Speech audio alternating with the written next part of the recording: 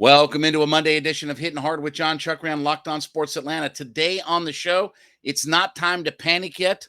Marcell Ozuna is really becoming a problem, and don't be surprised if Avery Williams doesn't get some touches in the backfield this year. It's all next. Hittin Hard with Jon Chuckery, Locked On Sports Atlanta. This is Hittin Hard with Jon Chuckery, part of Locked On Sports Atlanta, and it starts now.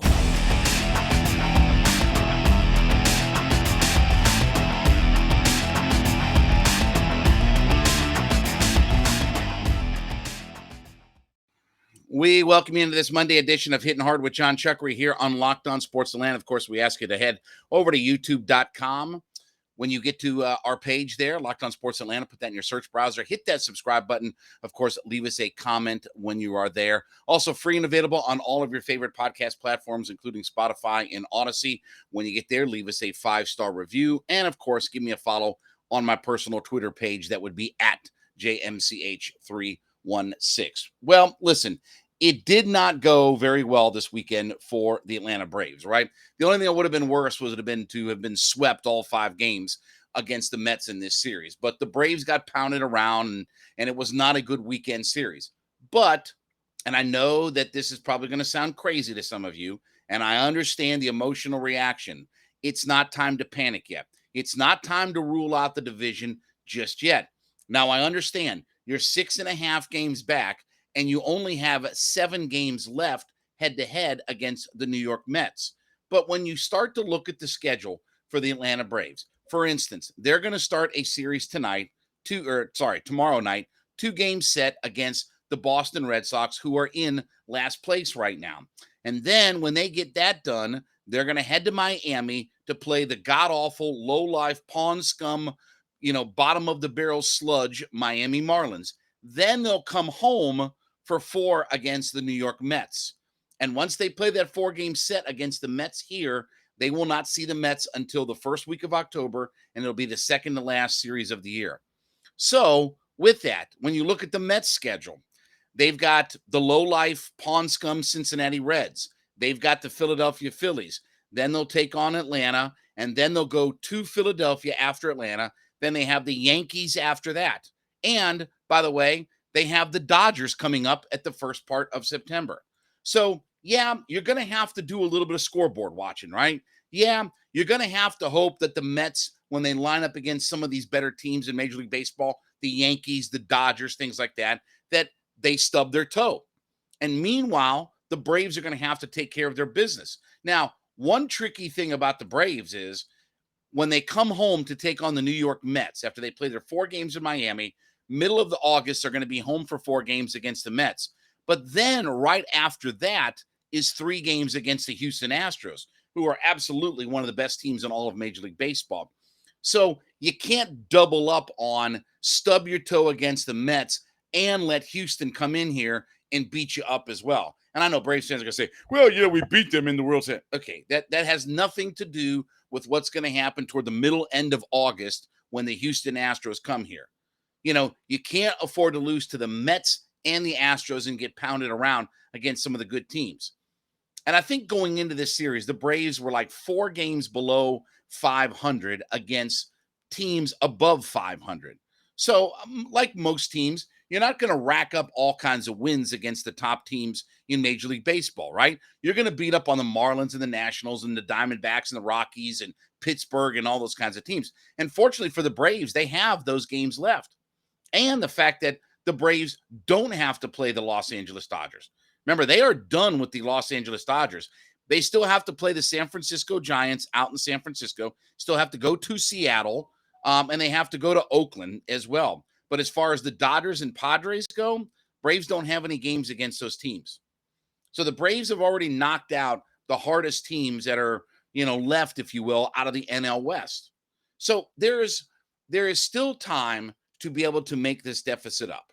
Okay. Obviously, they now, when this 4-game set comes here to Truist Park, they absolutely positively have to make sure that they handle their business against the Mets. Probably realistically 3 out of 4 against the Mets. Now, we'll talk more about this in just a second here, but let me talk about my friends over at BetOnline.net, the fastest, easiest way to check in on all of your betting needs Look, baseball is cranked up. We're headed to pennant races. We just started football up, right? Falcons are going to play on Friday. Hall of Fame game last week. Preseason NFL is here before you know what the regular season is going to be here. Oh, yeah, don't forget, end of the month, college football is cranked up and going. You got you got golf, you got MMA, you got boxing, you got everything that's available to you at BetOnline.net, your top online resource for all your sports wagering information, live in-game betting, sports scores, podcasts, all the information that you need. So take that mobile device, head over to BetOnline.net today, and learn more about all the action that they have available to you. BetOnline.net is where the game starts. But look, the Braves have plenty of games against the sludges of the universe in the National League. They've got Pittsburgh, they've got Colorado, Miami, Philadelphia, Washington, right? There are still plenty of series against all of those teams. Yes, there will become important series where that 4 games against the Mets, followed up with 3 against the Astros, that you're going to have to play like the World Series champion, that you're going to have to protect home field advantage. Am I confident that the Braves can win this division? I don't know. I'm probably not as confident as some people because I'm not going to be a blind homer about it. But I'm also not one of those people who are going to tell you that, oh, it's over. They're done. Yeah, they can't beat them. It's over with. No, I mean, there is time and things can happen. And let's be honest, and I don't want to say this in a bad way, okay? You saw how outstanding Jacob deGrom was, right? Okay, what tells you that he's going to stay healthy for the rest of the year? With all due respect to what Jacob deGrom has been, that was his first game that he's pitched in Citi Field in like 2 years, okay? So what tells you Jacob deGrom is going to stay healthy the rest of the year? I'm not wishing any bad luck on him or anything like that, but, you know, history tells you that, maybe this is a guy who has trouble at times staying healthy and pitching when his team needs him the most. So, look, things can happen. As we say in the wrestling world, plans change, pal. But there's still time for the Braves. You still have a third of the schedule left. Braves have played 2/3 of their games thus far. You have a third of the schedule left, 50 some odd games, right? Yeah, you're going to have to handle your business against a few good teams, but you have a lot of sludges of the universe. And you make up a game here, you make up a game there, you do a little scoreboard watching, and you can get this thing back on track. Now, look, the Mets come here to Truist Park and you lose 3 out of 4. I'll be the first guy to come on this airwaves here and tell you that the division is over. And now it's time to think about the wild card. But I'm not ready to throw in the towel just yet.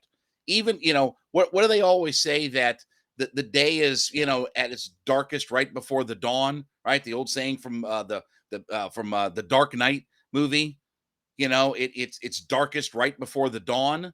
Well, that's kind of what it is right now for the Braves. And yeah, that sucked this weekend. We're going to talk about one guy coming up here in the next segment that can't seem to get himself figured out. And we're not going to say I told you so, but maybe we told you so, around here. But it's not over yet.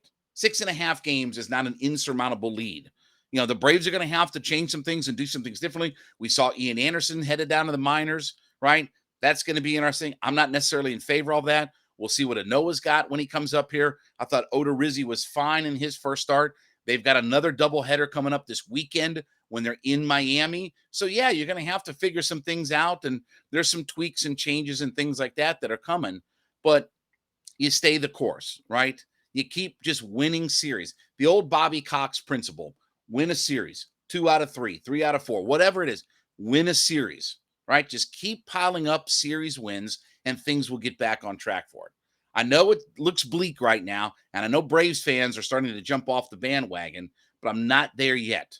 Let's see what happens when the Mets come to Truist Park in that 4-game set.